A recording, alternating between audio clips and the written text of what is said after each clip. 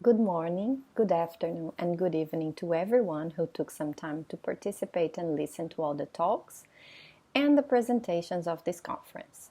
I would like to express my gratitude in being able to engage in an event of this type, an event that is cross-cultural and very interdisciplinary in nature, and one that involves about a dozen countries: Brazil, Cambodia, Canada, China, Chile, Egypt, India, Sweden, Thailand, UK, and the USA. Thanks to the organizing committee of Hedra, who committed with opening up the room or space for us to meet and discuss how people are talking and writing, working and getting along with the current pandemic situation. My name is Elaine. I'm an assistant professor at the Federal University of Paraíba. This is the university I work at. Unfortunately, we've been away from the uni since March 2020. As I am a director of international mobility, I do have to go and my times are very restricted. We can go to the uni once a week or twice maximum, and until all of us get vaccinated.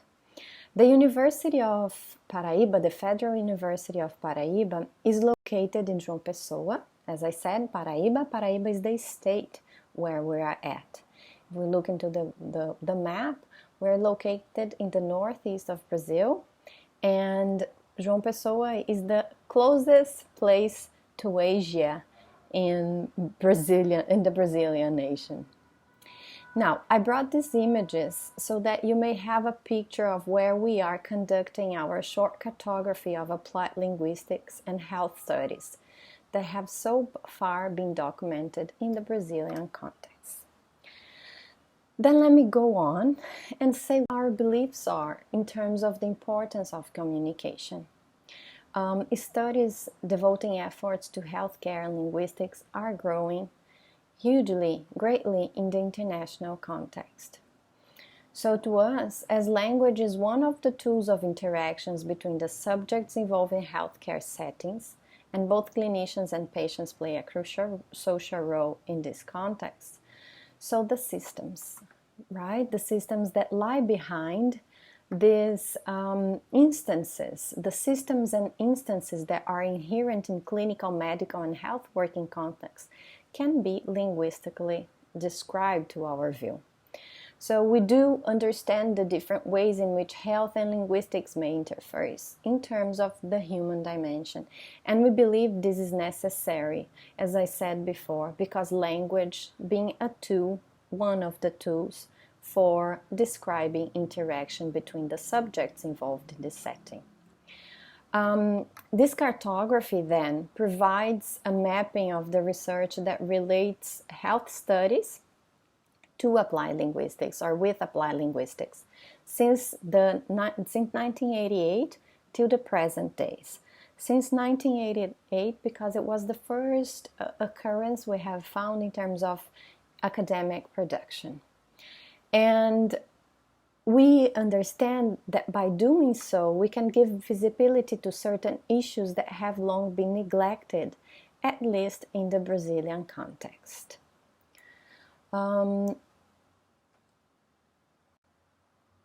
So there has recently been increased debate, discussion, and awareness of the role that communication can play in averting and causing critical incidents, in terms of quality of patient care. And there is also research that shows that better communication by doctors with their patients results in fewer complaints and claims made against them. So if a doctor is interpersonally competent, I'm not judging anyone here, and communicates well with the patient is much less likely to complain about a bad or inadequate outcome. So working on rapport. So the background is that there was an international survey conducted back in 2005 with seeker adults.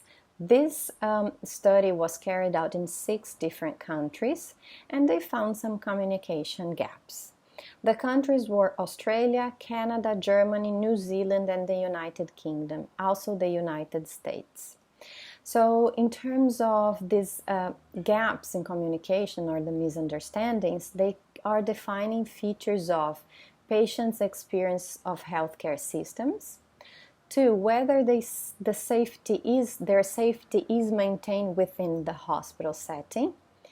And also, evidence indicates that effective communication results in positive outcome for patients, including a better understanding of treatment and decisions about the treatment, as well as adherence of treatment.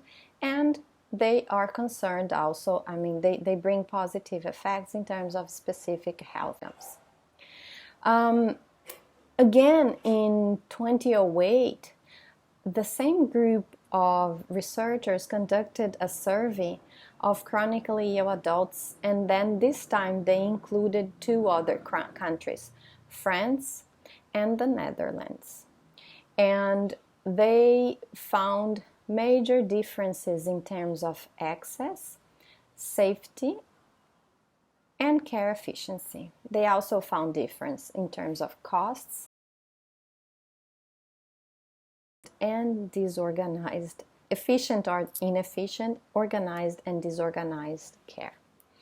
Now, the similarities in terms of the deficit are mainly in terms of the care of management during discharge and also when seeing multiple doctors. So there was a study conducted in Hong Kong back in 2013 where the patient entered the hospital and the patient had 26 encounters with different clinicians.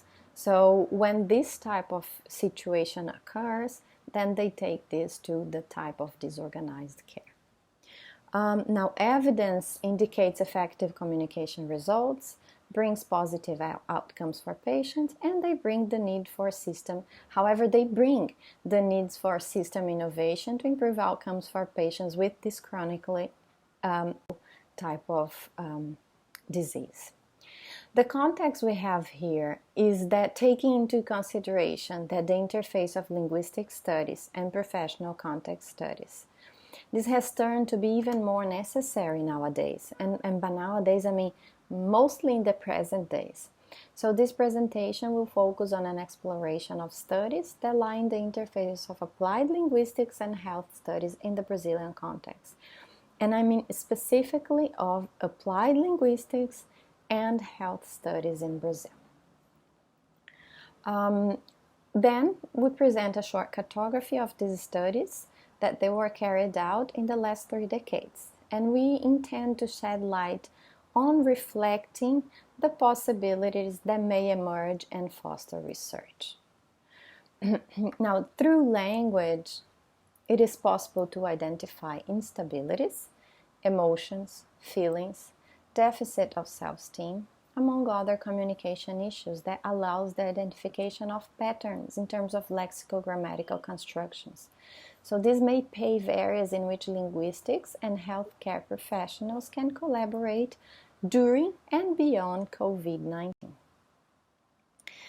Now, what we've done to carry out this mapping, we have looked into 3 noticeable areas of importance during the COVID-19. This area served as methodological guidance to this investigation. These areas are, of course, those that mostly had or have the first contact with patients and families that are committed to the disease. So we looked into pharmaceutical science, psychotherapy, and medicine. By medicine, I mean doctor in itself, and I'll show you why. So, pharmaceutical sciences, because when someone is committed with the disease, goes to the doctor, first one, and then has to go to the pharmacy. Then psychotherapy, because there was a huge growth in terms of therapist consultation during the pandemic and beyond. So these were the 3 areas we focused on. In Brazil, we have this system called Lattes. It is maintained by CNPq. CNPq is our council, a national council for research, and it maintains this website, this platform called Lattes. Lattes is a platform where every researcher has his or her CV updated. So I would call it the Brazilian Research Gate. And we looked into this. We searched. First, you get a page where you ask to search for a researcher, but then you can go into this advanced search, and you can do this by subject, so by themes. What we have done is, by identifying those three areas, we ask for farmácia, which is pharmacy, and applied linguistics. And then we searched. What happened, what came out to us was, so CNPq Lattes, 5 first pages. What I mean by 5 first pages are the pages that came out of researchers. As I said, it brings you researchers. So with those keywords, it brought us several researchers. So we looked into the first 5 pages, and from these first 5 pages, we selected the most recent ones, the CVs that were more updated, right? Of course, from 1988 to nowadays. But for this search, we looked into the latest CVs. Obvious reasons, 1988, there was non-existence of this platform. And we looked into one by one. So we selected, for example, Elaine Espindola, my case. And then, as I have carried out research in hospitals and applied linguistics, SFL more specifically, we looked into that CV. And then in the search, we looked into the publications. These publications we took later on to Google Scholar. And then we searched again, Linguística and Farmácia, Linguistics and Pharmacy, and then more specifically niching down to our focus in SFL. But in Brazil, we say LSF, Linguística Sistêmico-Funcional, and Farmácia. So this was the first step. What we found is some research was conducted were under development, and this research in the pharmaceutical sciences analyzed linguistic data in medicine leaflet and drug compendium. The medicine leaflet is the document which contains information about the drug and the use of the medicine, helping patients take the medicine correctly. The compendium, as you probably know, is a reference book that contains all the drugs information and numerous features which help healthcare professionals, not only pharmacists and physicians, to recommend, prescribe, and use drugs safely and appropriately. So we found this type of research. Now, this research are found in journal articles, conference proceedings, as well as dissertation and thesis. The linguistic fields that came out more frequently under the pharmaceutical sciences were those areas of textual linguistics, the theme, so to speak, gender and linguistics, pragmatics, lexicography, and also they looked into the realization of specific structure, and that to aid the comprehension of leaflets, and those were very specific in terms of structure.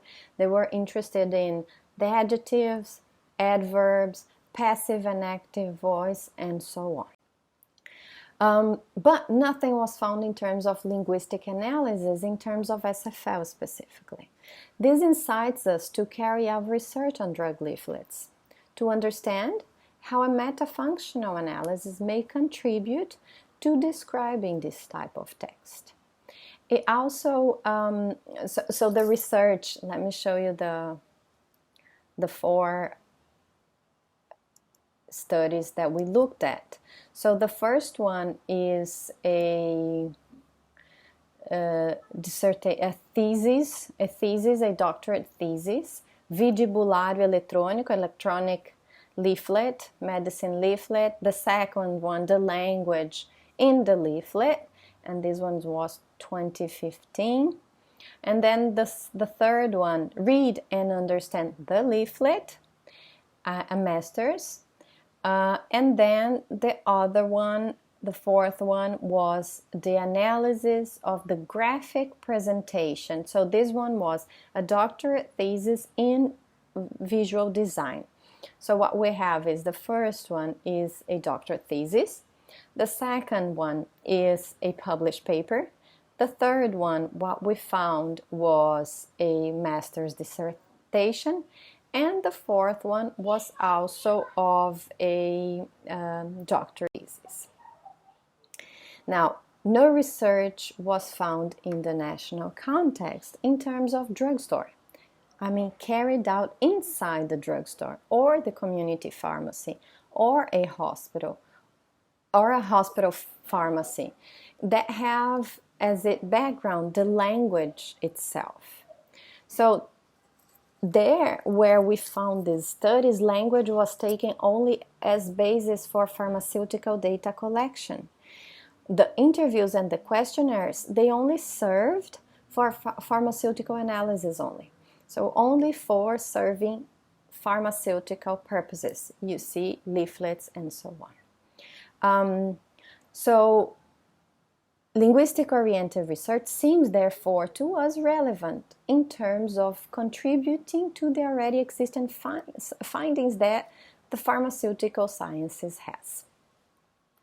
When we go into the psychotherapy context, what we have is 3 doctorate theses, one in terms of sexual violence of teenagers and adults, the second one, language and gender, and the third one, representation of reality of schizophrenic patients. Now, in pharmaceutical sciences, after mapping out, this is not pharmaceutical sciences, this is psychotherapy. After mapping out this area, the area of psychotherapy, what we had was 3 doctorate theses that were finalized in 2008, 2009, and 2014. So this indicates a great temporal distancing from the last one to the present, that is 7 years, right, that have elapsed since 2014. But this does not include any of the newness of these context variables that we are living in. And as I said, the first piece of work, that of sexual violence against kids and teenagers, makes use of CDA to observe that discourse is produced in the therapeutic context by children and teenagers, when they refer to sexual violence. The second paper that we looked at takes a pragmatic view to look how 3 clinical cases present language in terms of gender. And the last one observes how schizophrenic patients represent their realities through language. And what they do is take SFL and look into the transitivity system so as to look into the process types that these patients realize during their psychotherapeutic consultation. The other one that we have is our MA dissertations, psychotherapy, guys, I'm sorry for the last one. And in here we have 4 MA dissertations that looked into different contexts. The first one, discourse analysis. The second one, also critical discourse analysis. The third one, interaction and processing of the therapeutic discourse. And then the last one already took a look into the online therapeutic consultation. So it was also possible to notice the small number of research in the area, 3 decades only for publications. Again, this is psychotherapy. So we have one in 1987. This one took a look at, was based on Labov's view of language and Rogers' reflective reaction approach to investigate the use of language in the therapeutic consultation. In 2003, what we have is a CDA approach to observe and analyze the construal of discourse uttered in the context of the consultation. In 2004, it's the cognitive turn to look into aspects of interaction and self-constitution of the participants involved in the therapeutic setting. And then the last one, 2016, discourse analysis was taken to investigate the functions and effects of IT as the new consultation mode. When we move into journal articles, we have one journal article, right? It doesn't seem strange to us because of our variables that we used to search for that. So we looked into applied linguistics and health studies.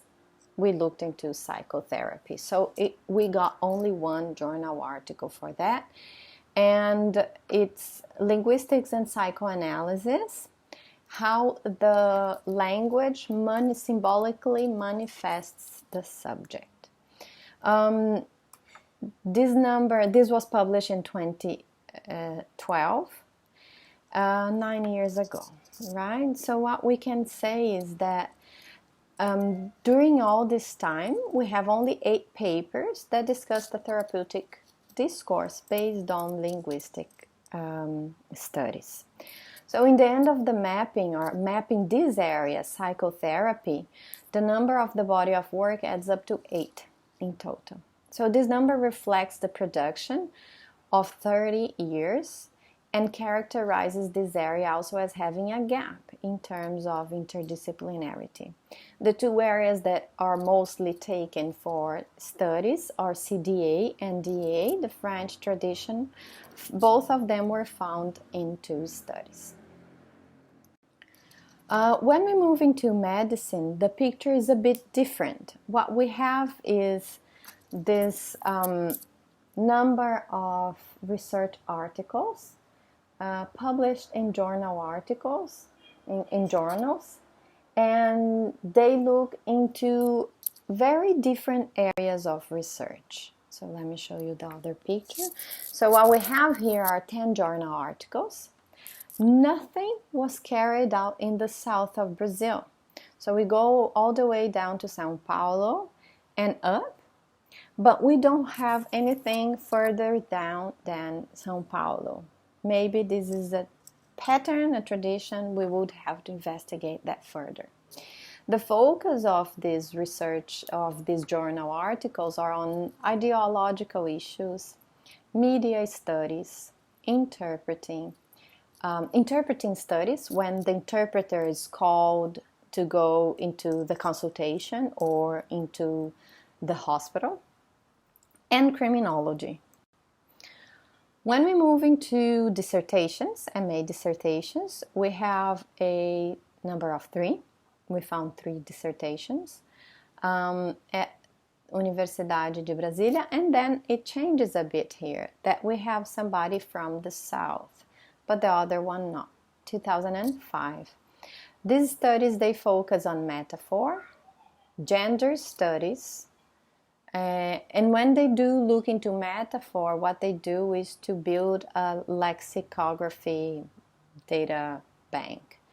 And also, again, into facing crime reports, into looking into crime reports. So again, criminology. When we have a paper, a thesis, a PhD thesis, it comes from close to me, Universidade Federal do Ceará, in the northeast of Brazil, Nádia Marques Gadelha, 2013. The Hybridization of medical discourse, doctor-patient interaction during labor. Her PhD thesis before that, she piloted 2 studies and she presented 2 papers in conferences. One from the Latin American Association of SFL in 2010, and it was called Medical Discourse. She presented another paper in 2011, Medical Discourse, and a proposal for a transdisciplinary analysis in critical discourse analysis. We also find in medicine, we also found a compendium. And this compendium comes from a researcher and a scholar called Magalhães, Isabel Magalhães. She's the precursor of critical discourse analysis in Brazil. She holds a PhD from the University of Lancaster, the UK, and she's a professor of the postgrad program in linguistics at the Federal University of Brasília, UNB, since 1985. Since then, she has been carrying out research in the area and working in national and international projects and collaborations. Her compendium, entitled Eu e Tu, The Constitution of Subject in Medical Discourse, is an ethnographic research conducted from 1988 to 1991 in public hospitals in Brasília. So we do believe that as you saw, many of the research in psychotherapy, in medicine, they do have a kind of tradition to look into CDA, critical discourse analysis or discourse analysis. So we do believe that Magalhães might be an influencer, so to speak, of this research. So in medicine, in all of them, we looked from 1988 to 2021. In medicine, we found 9 journal articles, 3 MA dissertations, 1 PhD thesis, 2 conference papers, and 1 compendium. So what we can say is that these results suggest that there are other research that are devoted to medical discourse, and these are located in the arts, as in TV sitcoms and also other studies devoted to history. When we talk about TV sitcoms, we didn't include them here because there are those sitcoms, for example, Grey's Anatomy, ER. So we looked into them as something more towards liberal arts rather than health studies itself. So with all of this in mind, we decided to form a research group. I mean, I'm new here in Paraíba. I've been here for 4 years only, and it takes you a time to adapt and see what are the needs and what you can bring from your professional background. So we decided to establish the research group. We're still to baptize it. There's no name yet. But as we identify this non-existence of research in the context of drugstores, there we established, a PhD student of mine started a project aiming at contributing to the interdisciplinary area that involves the knowledge of professionals dealing with healthcare. So Matheson in 2013 reflects on the importance of studies in the area of healthcare that involves the professional context of medical consultations in the interactive relationship between doctors and patients. But he goes further and affirms that there are other health contexts that are still little studied from the theoretical perspective of SFL, and he does believe that they deserve special attention from researchers. So, due to the breadth of professionals who work in the healthcare sector, we focus on the figure of the pharmacist and his presence in the drugstore environment. He has a very strong and central role to play in communicating with customers and/or patients. So research in healthcare focuses mostly on foreign languages, as we found so far. That is English to us, a foreign language.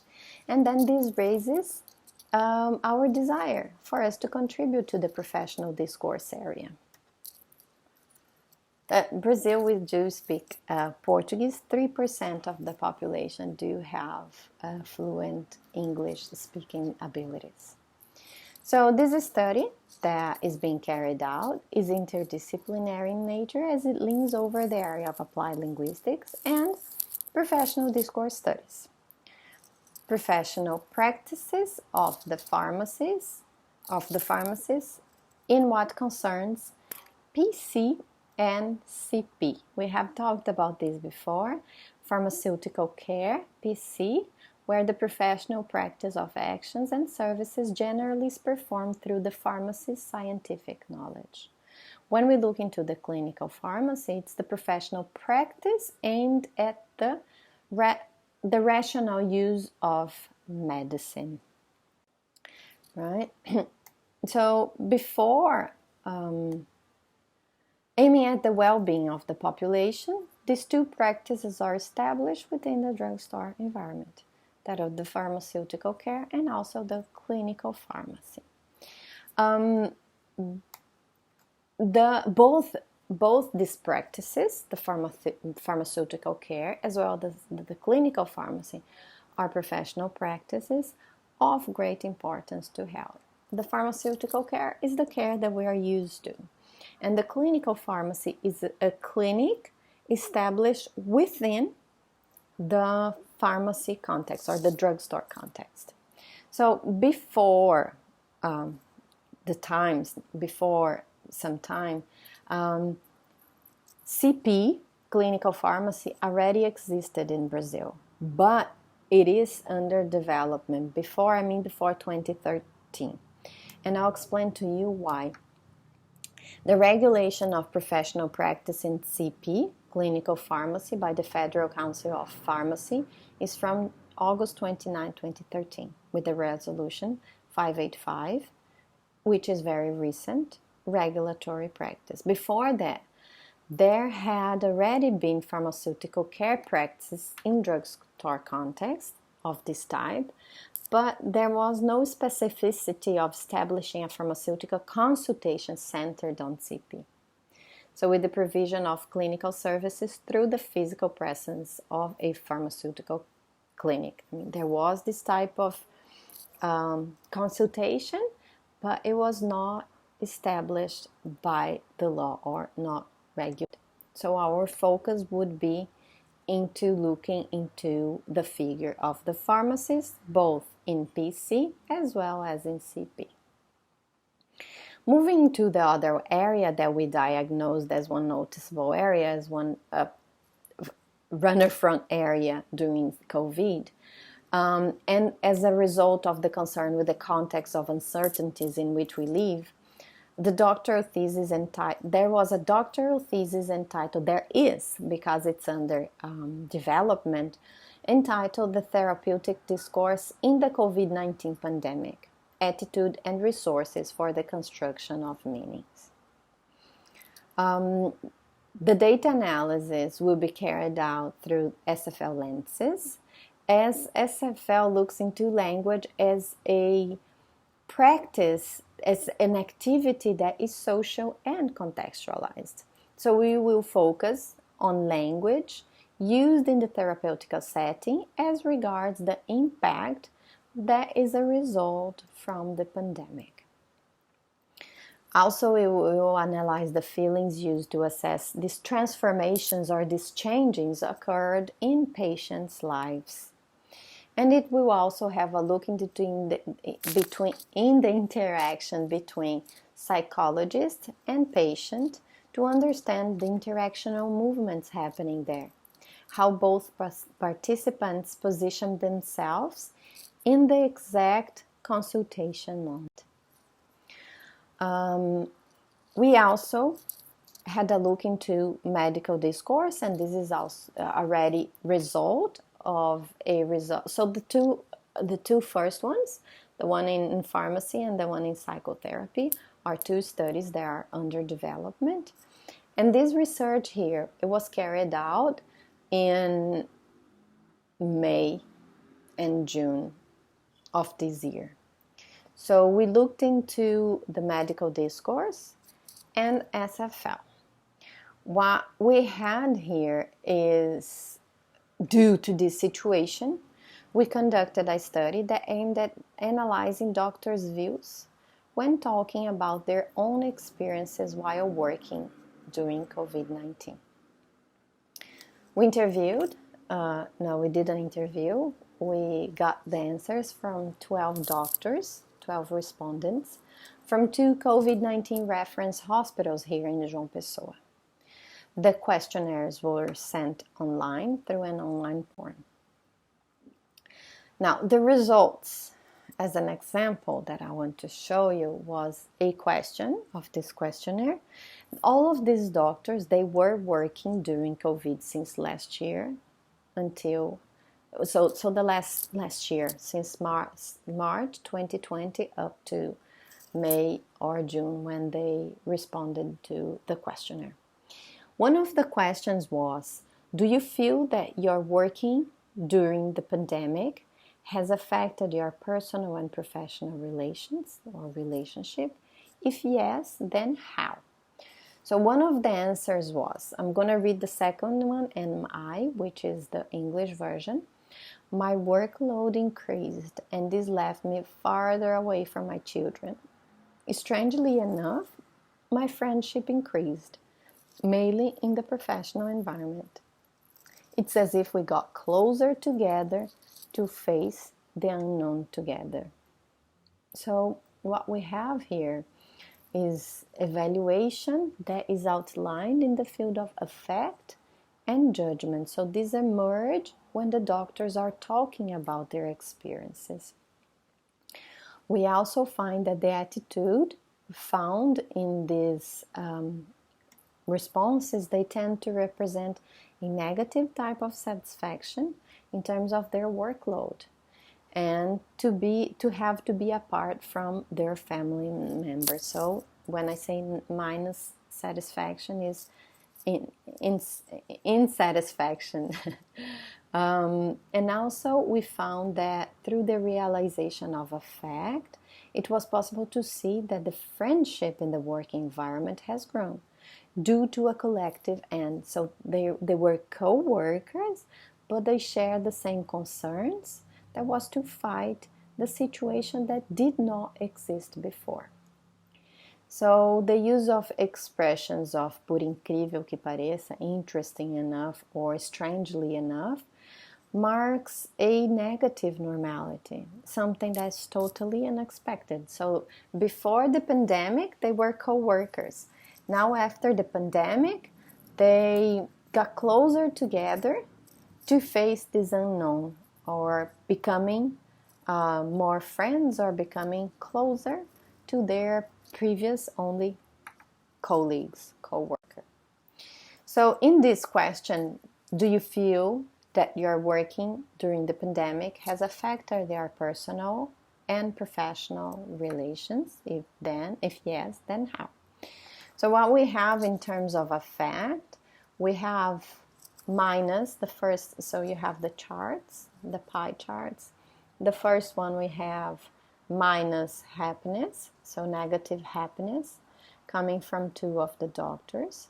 We have minus satisfaction, 5 of the doctors, and minus security, coming from 5 of the doctors. So you can see the profile is very negative during the pandemic. When there was judgment of social esteem, what was found was not normality and tenacity, but not normality, quite expected, came much more frequent than tenacity. So what we can say about this data is that participants tend to use with greater frequency evaluative markers of affect. These are realized in subcategories of minus happiness and minus safety, which express their feelings in terms of work and to refer to how this amount of work has impacted their interpersonal relations. Besides, judgment of social esteem was used by doctors to describe their feeling of negative normality of the situation. It's not a normal, it's a typical situation, so to speak. So the participants represent the pandemic situation as an atypical context where they need to undertake preventive measures of many different types, and these include social distancing that ends up affecting doctor-patient relationship as well as their own personal relations. Judgment and tenacity were highly used to demonstrate how determined they are to continue fighting for the virus, and I put a quote on together because they got united to fight the virus. So recognizing in this way that even faced with a chaotic situation, physicians are masterly playing their roles, contributing to the society. In terms of this research, I mentioned 2 ongoing research, and I mentioned one research that was already carried out. So I could not finish this presentation without showing you the faces of these people who are contributing with the research area of applied linguistics and health studies, let's say in Brazil.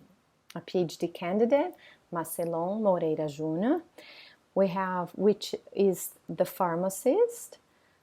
He is a pharmacist. He works in a pharmacy and is carrying out his PhD research in the pharmaceutical context.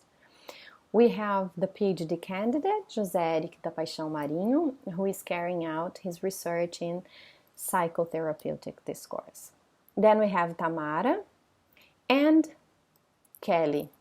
The 2 of them are my MA students, and together with Eric, José Eric, they conducted the research on medical discourse. And last but not least, my research assistant, Marcele de Souza Pontes Alves, who is working with me in an undergraduate project looking into the therapeutic consultations that happened online last year, right after the pandemic situation and the lockdown and all of that started, and the consultation started to be online. So I would like to say thank you and wish to see you maybe physically someday in the future. Thank you so much.